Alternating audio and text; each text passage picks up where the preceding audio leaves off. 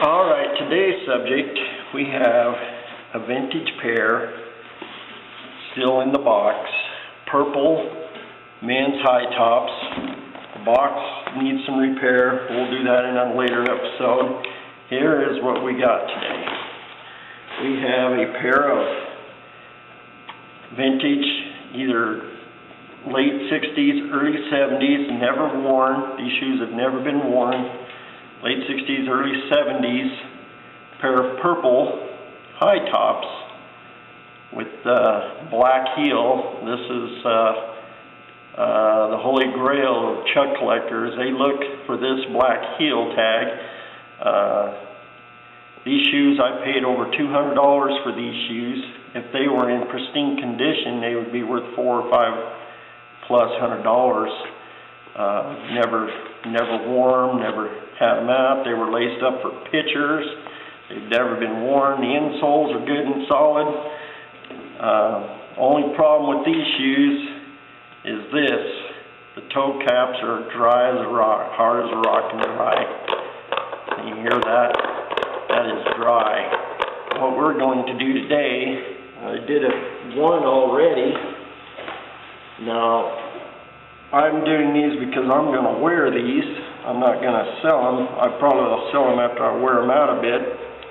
But notice this little bit of staining from age. You've got to remember these things are over 40 years old. And these have what we call the two-tone framed insole. Has the blue and the black lettering with the framed logo, Made in USA at the bottom. Now, I remember on my one pair, I talked about the extra material.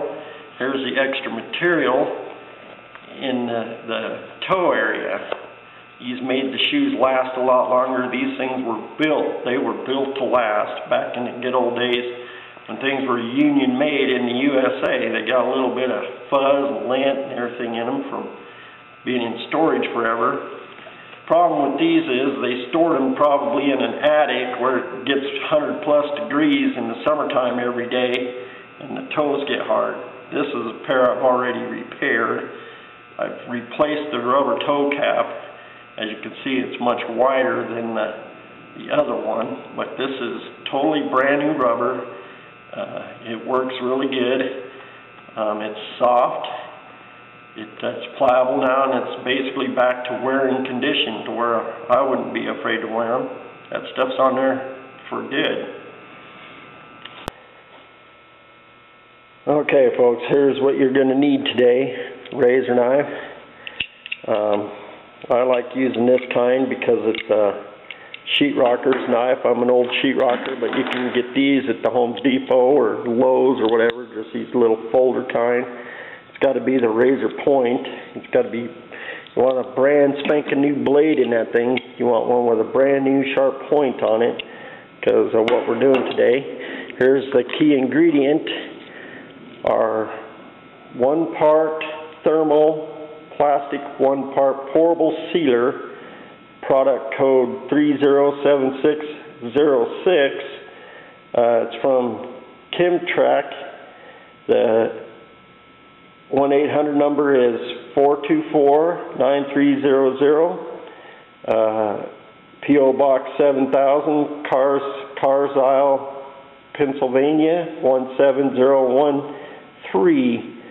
And another 800 number, 479-6832.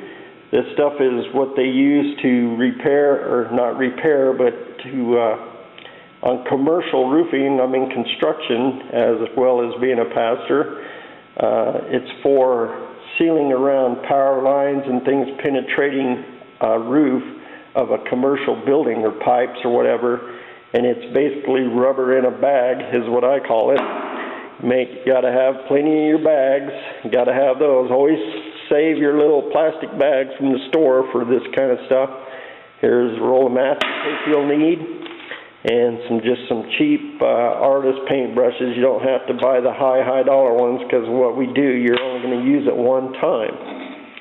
And always keep your rag handy. You always got to have your rag. Okay, here's what we got today. Remember, these hard toe caps, nasty. They'd be okay. Some collectors get mad at me for doing this, but you know what? I'm going to wear these and I don't care. I got to pull the laces back out after somebody stuck them in to take pictures of them when I bought them. I said I paid over $200 for these shoes. And notice also, I forgot to show you how wide the vent hole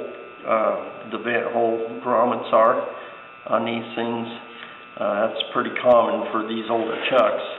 And okay, what we got to do first, move that aside. You got to take your razor, gently just scribe a line above the black area of the shoe. Don't go too deep. You don't want to get clear down into your canvas. All you got to do, you want to make sure you use a really brand new sharp blade, because you're just going to just barely scribing a line a little deeper here. All you're doing is basically giving it a place where you want this stuff to end, where you want it to come apart, so it don't go down into the rest of the shoe. Okay, next you need your plastic bags again. Move my shoes here. Or a piece of foam. This is like packaging foam. It don't matter. Just something in there to stuff it tight so it's good and solid underneath that toe cap again. And then next, just start picking away at this dry, hard rubber that's a nuisance to me. I don't want that on there. Notice it, some of it comes off pretty easy, some of it don't come off very easy. But we got to get that off of there. Sometimes you might need your knife to even kind of get it started here and there. But it's got to go.